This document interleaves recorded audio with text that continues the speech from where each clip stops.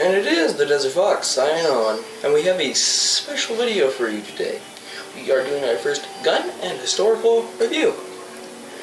And before we get on deeper into this interesting video, I'd like to say sorry for Everyone Has a Crew video comedy not coming out on time. It was taken off for hate speech, so it'll be back within 3 or 2 days. If it's not within about a week, so it will be coming back. Stay hopeful for that video. And let's go on to the gun review. Pick up something over here. So, anyways, we have the M14. Let's shine off here. So, it is in the Troy Industries battle stock, and the barrel is a free floating barrel, and that's why you have it in the Troy Industries battle stock. Makes it way better, way more adaptable, and makes it a lot harder. Protects some of these parts, as you can see here, along here, okay, so it's shiny here. So, as you can see, that piece right there, it kind of protects it a little bit, and makes the rifle a lot more tougher and accurate. Very accurate rifle. Machine expert parts. Wonderful.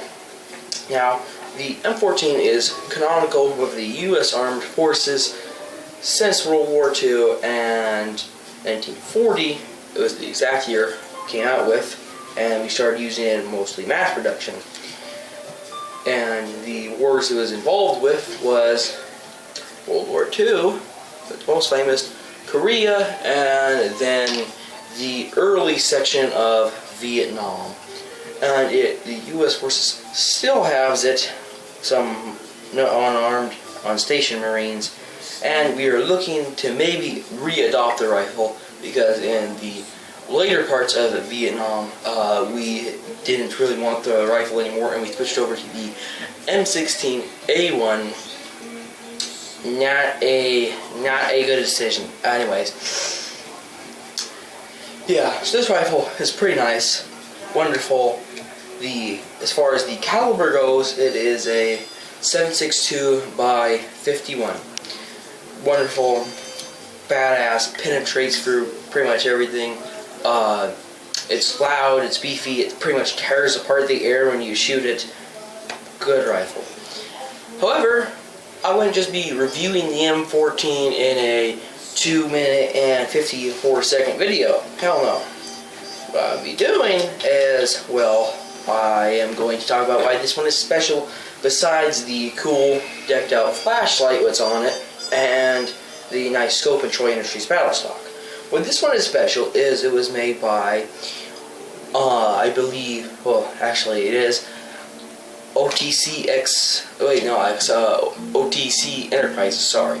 Now, OTC Enterprises was owned by a man named Otis Carr, and who was Tesla's friend when Tesla was getting near death and about to die. Now, he was a hotel boy, met Tesla, and there's a whole story you can go look up, and I'll have a video on that maybe in the next week or two. And he started a company where they developed high-class machinery in the 60s and aerospace. So, in 1965, the military wanted a match-grade rifle. OTC Enterprises took it on it with Ralph Ring. Now, Ralph Ring was a Korea veteran and knew just what he wanted in a M14. So he would make sure that all these rifles were precision himself, and he would review them and make sure they're all good and then send them off. There were only 40,000 of these made for match grade competition shooters, so obviously more of the rarer rifles. So just awesome. Now, the problem with most M14s now, SOCOM 2s, is, well, big problem is the parts can be from China and, India and the Philippines, and some parts can be all American grade. What this does is there's different steel, iron components, and not fitted to barrels, basically making the more modern M14s trash because they're very unreliable with cheaply made parts. So not very good if you're getting a modern M14. So what's so great about this is that the parts are all aerospace match grade and high grade carbon fiber, 440 steel. It's all great. This rifle is amazing. Because it was built by OTC Enterprises with Otis Carr and Ralph Ring. Now, you see, in the Cold War, we were doing a match grade competition shooting against the USSR and us. So basically, they brought their match grade Dragunov or Peppers, and we brought our M14's match grade battle rifles. Now, there is I think 6 levels what goes to it. There's pistol, carbine, assault rifle, battle rifle, and sniper rifle. That means this is a super accurate rifle, almost like a sniper rifle, but kind of like an assault rifle hybrid. It's built for a battle, not assault. So interesting, these little words what mean a huge difference. Yeah. Okay, so what else is there to say about the rifle? Well, I'd go to, it's time for Desert Fox recommend. Okay, so what I recommend if you're a fan of AKs is that this rifle may or definitely may not be for you. Now, why most people like the AK is it's pretty compact, damn light, and holds a lot of rounds in a pretty solid cartridge, 7.62 by 39, so it's all good there. However, you may or may not like this if you're an AK guy, just on the fact that it is definitely complex configuration, because the M14 has always been a little complex, and the whole AK's thing is rice farmers could put it together and you could get a mass production of the rifle, and it's very easy to clean. However, the M14 is not like that. It's a little complex to clean and it's kind of hard, and it might be a little definitely challenging if you're used to the AK. Now, for AR guys, you will hate this rifle because your little soy boy asses cannot pick this up whatsoever, because is it a heavy rifle? For me, no, not at all. But for soy boys, it's definitely going to be more of a heavy rifle. So you might not go to like this. However, super accurate, super nice, and that's something we can all agree upon, the accuracy and high damage rate. Now, it's kind of hard to say if this is a rifle for everyone. The AK is more of a rifle for everyone, so don't know if you're going to like this or not. Now, I always recommend getting a Troy Industries battle stock. Wonderful company, just a solid stock, 100%.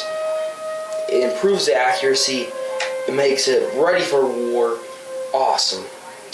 Now, I do not recommend buying a M1A1 SOCOM 2, which is the modern M14. So don't get a more modern M14 because the parts are made like donkey crap. Now, I recommend getting a more older M14 just because it's just a lot better, because it has better parts, better this, better that. So, and if you can't find these ones usually go for around, since they're a historical item, quite a bit more outrageous kind of for a rifle. You could buy maybe a bar or two, and not the bar as in a bar, I mean a bar as in the gun. A couple of these, and those guns are expensive, so yeah, it's going to be a little expensive, but luckily I got this from a desperate motherfucker who probably his wife divorced him, and this was his only prized possession left, and he had to sell. So he got it for a cheap price of, like, I don't know, was it $1,000? 1,800. 1800. So that's pretty cheap for this rifle. Now they can go, because it's obviously, like I said, made by OTCX Enterprises, just on the historical value on the rifle, I say 2, 3, 4,000. 10 to 20. And no, that's just on the rifle itself alone. But then if you go for the historical value, oh god, 10 to 20,000. So yeah, quite a expensive rifle.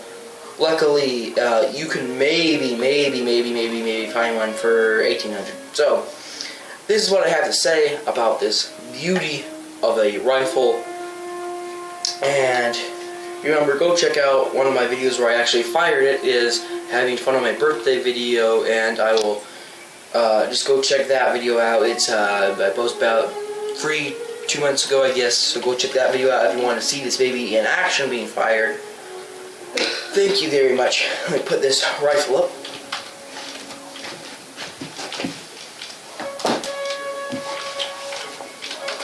Oh, one more thing before I leave. Patton did say it was the best rifle for us to win World War II. It was the best. So that's why I like it. And it's pretty nice. Okay. This is As Your Fox, signing off.